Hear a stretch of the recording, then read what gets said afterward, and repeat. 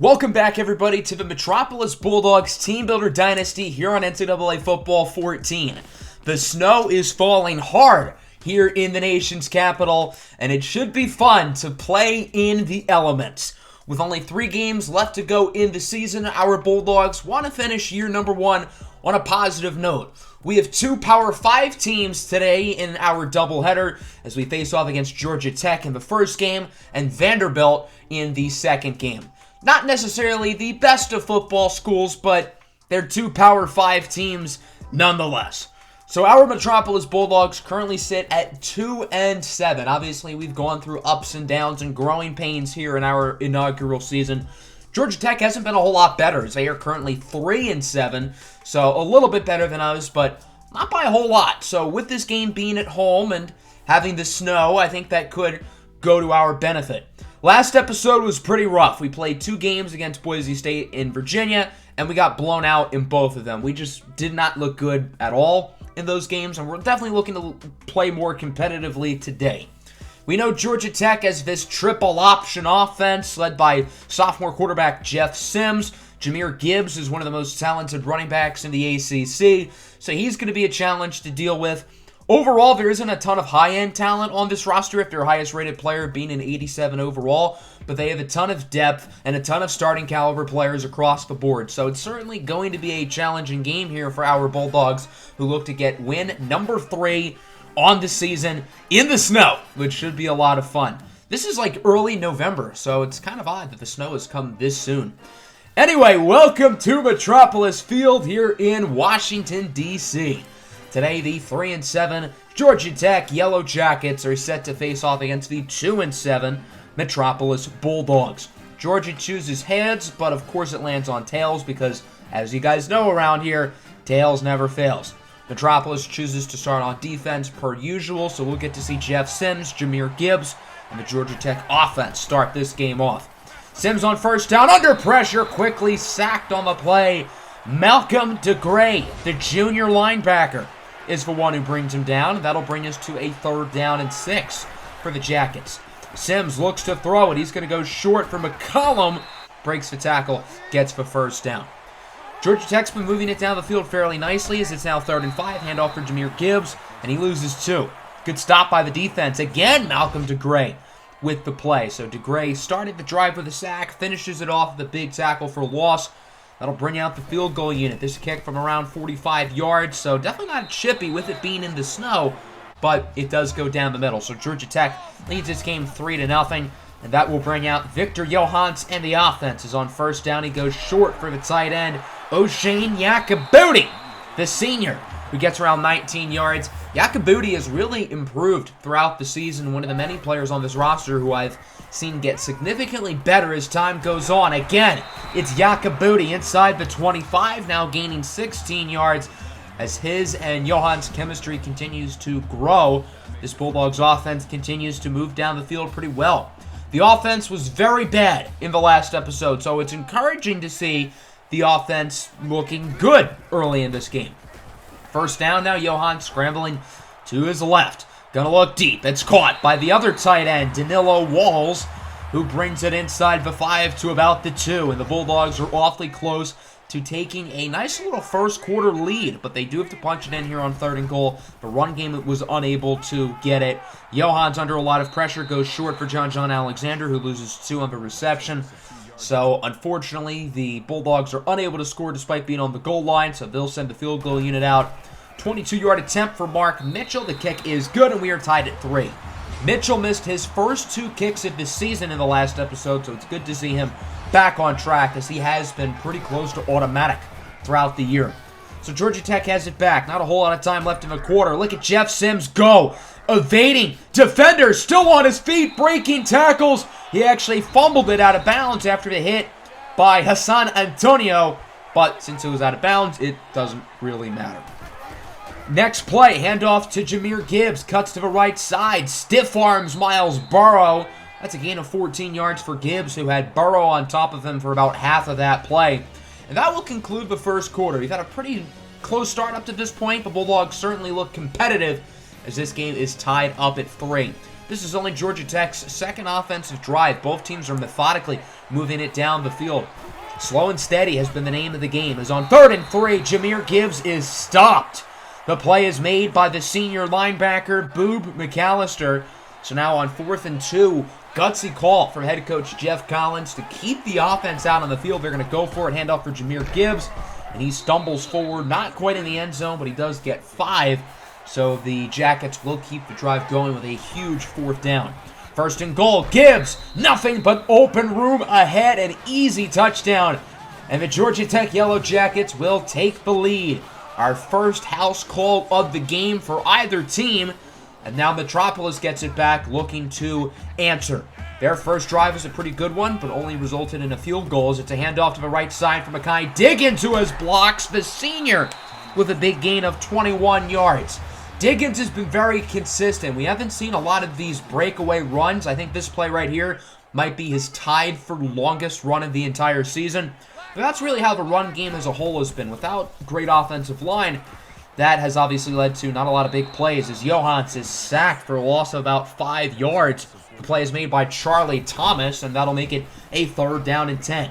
Johans looking to throw it, trying to get somebody open, and he threads the needle for the slot sophomore Emmanuel Cortez, who gets about 12. That was a good throw and a really nice grab by Cortez, who got hit as he caught the ball.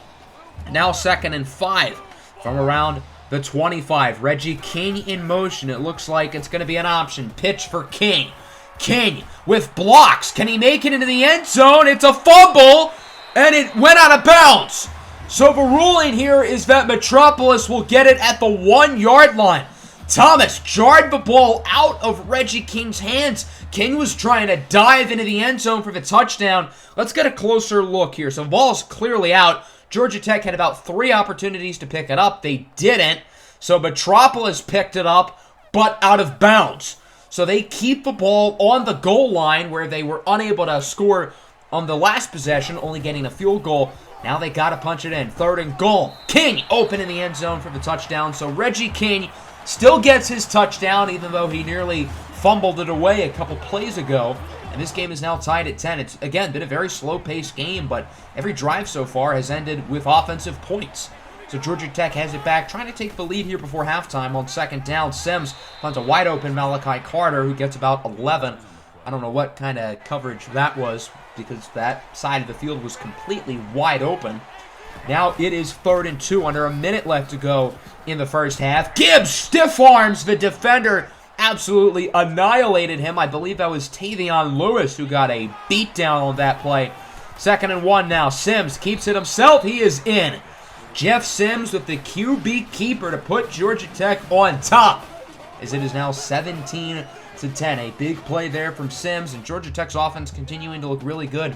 I don't know where the Metropolis defense of a couple weeks ago has gone, because as of recent, the Bulldogs have really struggled on that side of the field. Johans has to heave it deep. It's caught by Yakabudi. Only 17 seconds left. They got to get back to the line quick to make a play. The Bulldogs have 2 timeouts, so they certainly have an opportunity to score if they play their cards correctly. Johans with a strike for Tyrese Rogers, who it looked like he stayed in bounds. That was kind of close, but the Bulldogs will not call a timeout. Down to 6 seconds. Johans under pressure, sacked right as the clock hit 0. The Bulldogs wanted to call a timeout, but they couldn't. So a very unlucky end to the first half, but again, Metropolis is definitely staying competitive in this game, at least on offense, as Georgia Tech is up top, 17-10. Metropolis opens up with possession in the 3rd quarter, so this is a great opportunity to drive down the field, again, tie the game, and get right back in it. 3rd and 5. Johans under a lot of pressure, trying to find somebody open, but it's incomplete for Tyrese Rogers. Possibly a wasted opportunity there for Metropolis, as they would have to punt it away. The first punt of the entire game, by the way. Remarkable. So Georgia Tech has it back. 2nd and 5. Sims under pressure. He is sacked. Malcolm DeGray with his 2nd sack of the ball game. He has been flying around the field, and that'll make it a 3rd down and 10 here. Sims with a strike for the sideline, and it's caught. What a grab by Kyrick McGowan to keep a foot in bounds. A great throw as well, even with 2 defenders in the area. Tavion Lewis really tried to play the ball there, and, well, it did not end up working. Georgia Tech moving it very nicely. 2nd and 3. Sims under pressure, sacked again.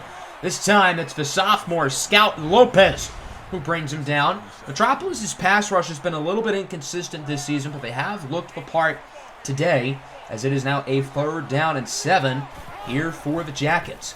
5-receiver set. Sims quickly gets rid of it. It's caught by Carter, who brings it to the 5 before being wrapped up by Teddy Edwards. That was a great throw by Jeff Sims. He was under immediate pressure, but is still able to get it off for the open receiver. Georgia Tech is having trouble punching it in, and they will not get it on 3rd and goal. Jahmyr Gibbs is stuffed in the backfield by the junior linebacker, Miles Burrows, so the field goal unit has to come on to try to make it a 2-possession game with under a minute left in the 3rd. The kick is good, so Georgia Tech now leads 20-10. Metropolis has it back, 2nd and 10. Again, it's O'Shane Yakabuti wide open for a big play. Yakabuti has had his best game, I would say by far, with Metropolis, and he has a chance to be the first Bulldogs receiver ever to get at least 100 yards in a game if he keeps up his play. 20-10 is our score. Georgia Tech leads, but Metropolis is not out of it. They have the football, trying to get some things rolling here. Their offense hasn't been able to do a whole lot yet in the second half, and we start with an early 4th down.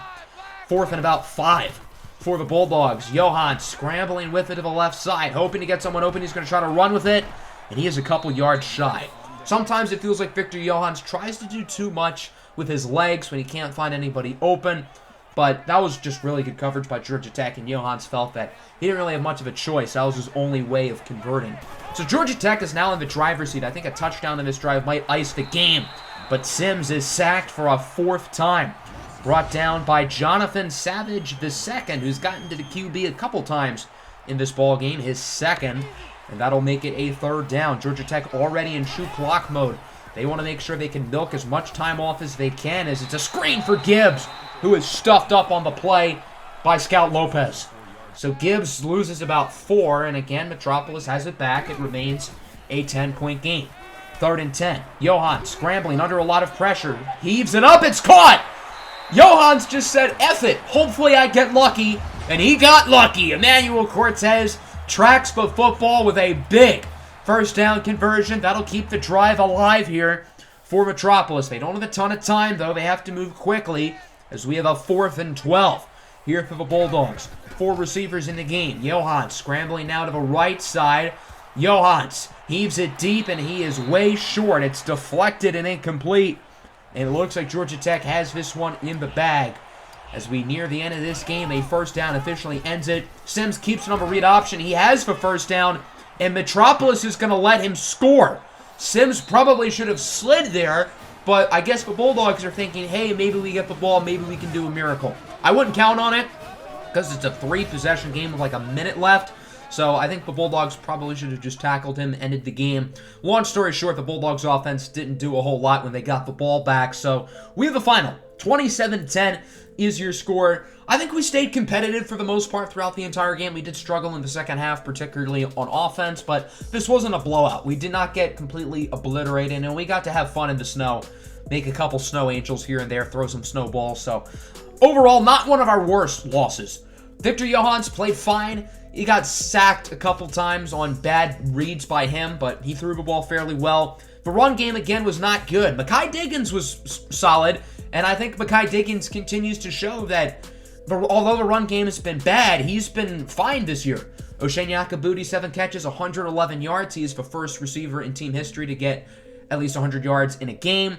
We got 5 sacks. Our pass rush was really impressive. Both pass rushers were impressive, as Jeff Sims did a lot of his damage on the ground. Jahmyr Gibbs was also pretty impressive. Our pass defense was quite good, but the run defense just really could not hold up with Sims and Gibbs, and that's how we're going to end up losing this game, falling to a record of 2-8 with just 2 games left to go in the season. That starts against the Vanderbilt Commodores here in Week 14 in Vanderbilt. Victor Johans got injured late in the game. I forgot to mention it, but he's not on the injury report, so it appears he's going to be just fine. In Week 13 of the season, our Bulldogs head out to Nashville, Tennessee, to one of the prestigious universities in the country, Vanderbilt. Although Vanderbilt might be prestigious and highly regarded in the classroom, I can't really say the same about the football field. Despite being in the SEC, Vanderbilt has, well, not been very good over recent years. This season, no different, as they currently sit at a record of 4-7. But this is a good way to finish their season against our 2-8 Metropolis Bulldogs. This is Metropolis' final road game of the year. They will be wearing their road alternates for the first time this year, which you will all get a look at in a second. So, even though Vanderbilt's not a good team, they are still in the SEC, and they are still quite a bit better than us. I love the storyline for this game. Metropolis hopes to right the ship by getting away from Metropolis. That totally did not give me a stroke while reading that. This Vanderbilt team is, well, not great, but they do have plenty of players in the 80s. Their starting quarterback is sophomore Ken Seals. Their main running back is getting redshirted, so Rocco Griffin will be the starter there. Those guys aren't a whole lot higher than our starters at QB and running back. They do have more depth than us and are more well-rounded, but this isn't some crazy team, and if we play like we did against Georgia Tech, there's no reason why we can't at least stay competitive in this game against an SEC team, albeit Vanderbilt. So, without wasting any more time, we will hop into it. The second to last game of the year for our Metropolis Bulldogs here at Vanderbilt Stadium in Nashville, Tennessee. The 2-8 Bulldogs take on the 4-7 Commodores, both teams well out of bowl eligibility, playing for pride.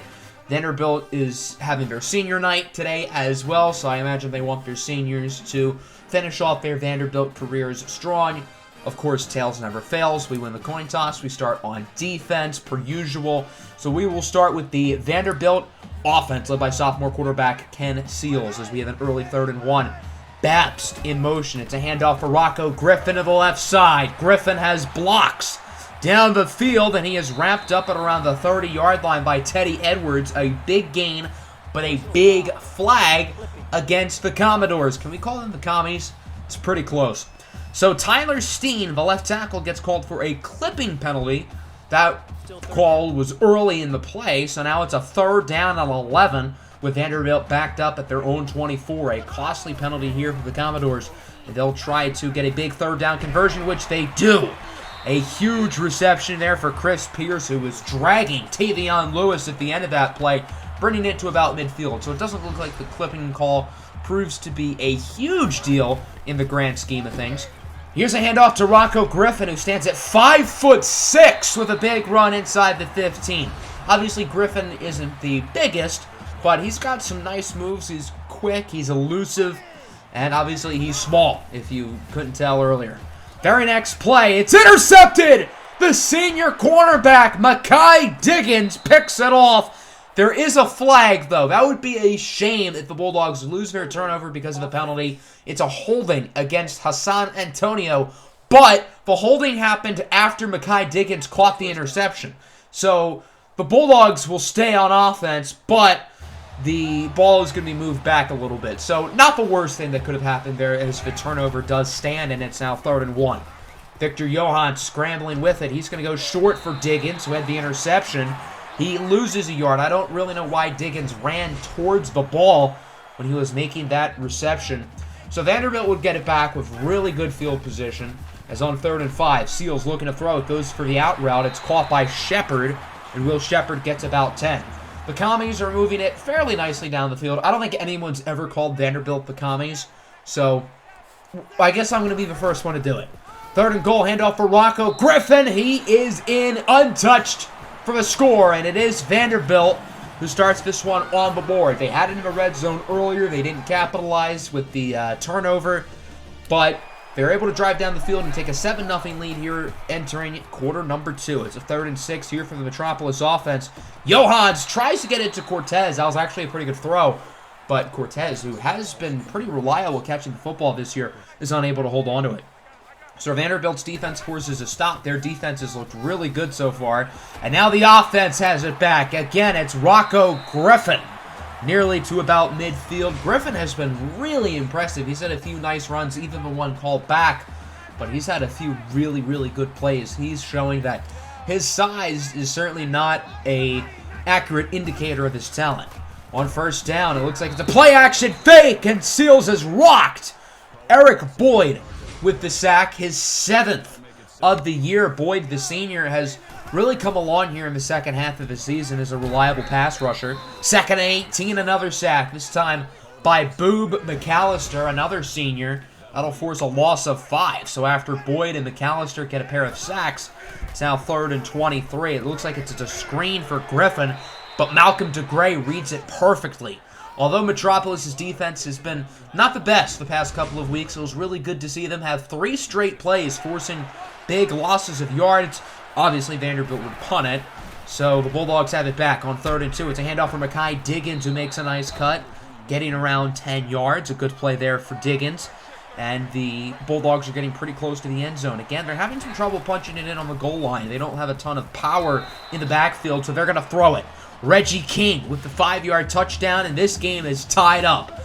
Good throw by Johans. Good drive for Metropolis. And it looks like the Bulldogs are going to make this a game. They really started off slow, particularly on offense, but now they're starting to get into the groove. 3rd and 3. Brennishawn with the first down, getting around 21 yards. A good play for Vanderbilt, who would slowly but surely move down the field in the following plays thereafter. 3rd and goal. Rocco Griffin jukes his way for a score. His 2nd touchdown here in the first half. So Vanderbilt takes the lead right back. Not a ton of time left in the 2nd quarter, so Metropolis is going to have to move down the field pretty quickly. They want to make it closer before halftime.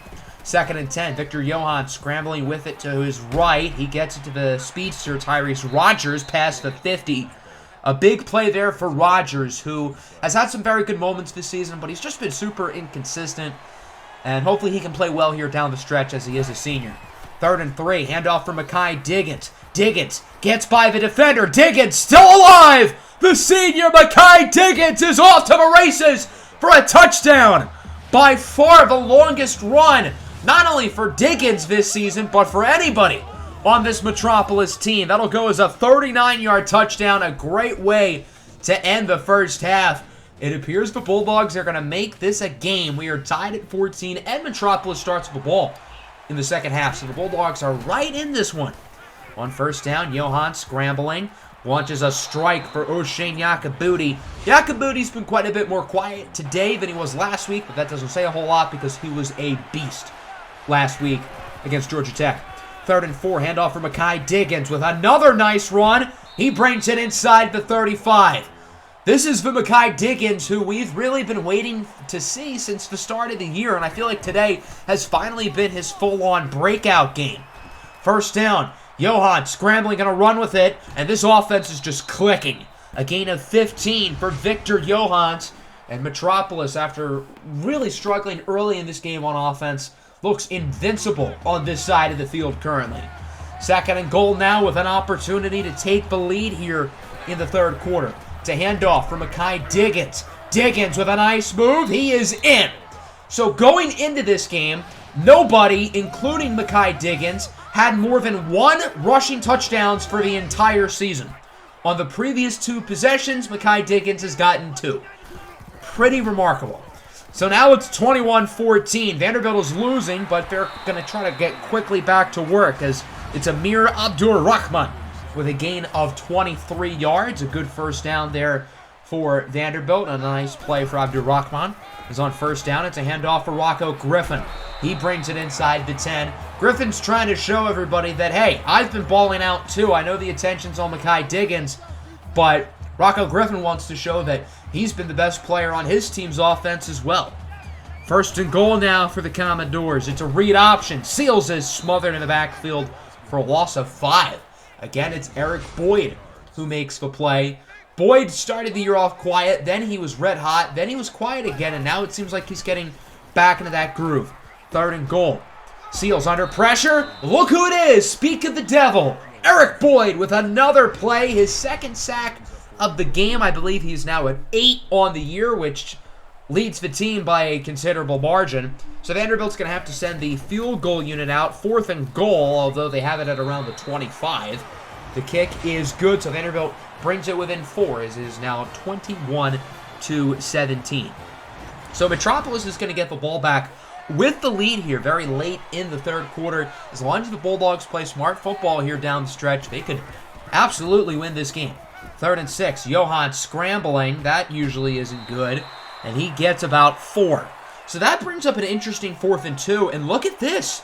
The offense is going to stay on the field from inside the 50. Ballsy call by Coach Sparks, and it looks like it paid off. The fullback, Kenny Phillips-Ferg, barely gets the first down. Quite the ending to the third quarter there, as it is Metropolis on top. 21-17, the Bulldogs are one quarter away from beating an SEC team on the road. Pretty impressive any way you swing it, regardless if it's Vanderbilt. So the Bulldogs open up here with a 3rd and 12. Johans under a ton of pressure with a strike, and it's caught! Marcus Wilkerson with a gain of 24. Johans was under a ton of pressure, but he threads the needle for a big first down conversion. Another 3rd and long, this time it's 3rd and 11. Johans looking for Wilkerson again, and he overthrew him. That was a good route by Wilkerson. He definitely created space between him and the defensive back, but Johans unfortunately missed the throw. So that'll bring out the field goal unit. Here is Mark Mitchell. Barely gets it in from 38 yards. That kick looked awfully shaky, but it is good. So it's now 24-17. Metropolis leads by a clean touchdown, and the Bulldogs are definitely in the driver's seat, but Vanderbilt is far from out of this game. Their offense, albeit, has struggled in the second half, but we'll see if they can pick it up. That's not a good start for them. Kent Seals loses 9. Sacked on the play by Ford Chavez, as it's now 3rd down and 16 here for the Commodores. Seals finds himself alone in the backfield, 5-receiver set. Seals takes a shot downfield, and he just throws it away. Great coverage there from the Metropolis defense. So Vanderbilt is an interesting decision on 4th and 16. They would elect to punt it. So they trust their run defense to get a stop. Will they? The answer is no, not on that play, as John Alexander gets about 5. The Vanderbilt mascot looks very sad, and now we're at the stage where it's chew clock time. The Bulldogs are trying to get Vanderbilt to burn their timeouts as Diggins gets the first down with a gain of 6 yards.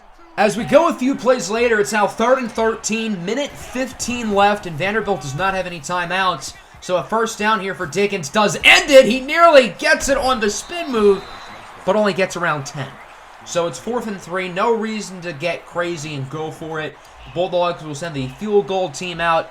Here is Mark Mitchell from 29 yards to make it a 2-score lead with under 30 to go. Got it. Big kick for Mark Mitchell, and he is clearly back to business after a poor performance in the last episode. So with not a lot of time left, only 7 seconds, Vanderbilt's best bet is to heave up a prayer on the Hail Mary. Seals sees it deep, it's tipped and caught by Vanderbilt for a touchdown. Oh my goodness, Chris Pierce comes down with it. Looked like multiple players on both teams had a hand on it, but it's Vanderbilt who comes down with it. So now they're down by 3. They need the onside kick still, and it's picked up by Reggie King. That was a close call, as King gets flipped on his back. But we have a final, despite a last-second Hail Mary. The Metropolis Bulldogs win their 3rd game in program history, 27-24. A big win here against the Vanderbilt Commodores, or as I like to call them, the Vanderbilt Commies. So a big win for us here down the stretch. We've really been struggling our past couple of games. Since we had the 2-game win streak against Navy and Temple, it's really fallen apart. I believe we were on a 4-game losing streak, but getting back to business here against Vanderbilt. Again, SEC team on the road. I get that they're Vanderbilt, but they're definitely better than us. So this was a really good win. Victor Johans, I thought, played real well. We didn't ask a ton of him, mainly because we wanted to run the ball, see what Mekhi Diggins can do, and I'm happy that he finally had his breakout game. As I said, Diggins had only 1 touchdown the entire season going into this game, and, well, he got 2 within back-to-back possessions. He also grabbed an interception. Eric Boyd had a great game, 2 sacks, was flying around the backfield. So all around, a great win for us here in our final road game of the season, although I will say, Rocco Griffin, that kid can play. He was really impressive for Vanderbilt, but the Commodores kind of had to throw it in the second half when they were down by a lot, and, well, unfortunately for them, their late comeback effort was not enough. So that brings us here to the final week of the season, 3-8 currently, and of course we get to face off against our rivals, the Capital College Flyers, which should be interesting. We're also going to go over a big-time recruiting update in the next episode. We've gotten a lot of players to commit recently. I'm excited to show you guys who. We're also probably going to fit in the season recap in the next episode because I want to have the offseason fairly quickly. I also want to have some high school games around the area. I'm pretty excited for that. Maybe the next episode might actually be a high school game, and then we do this matchup against Capital College. I'm not 100% sure how I'm going to do it, but you guys are going to see. So I hope everybody enjoys. Make sure to hit the like button. Make sure to subscribe to the channel if you are new. Peace out.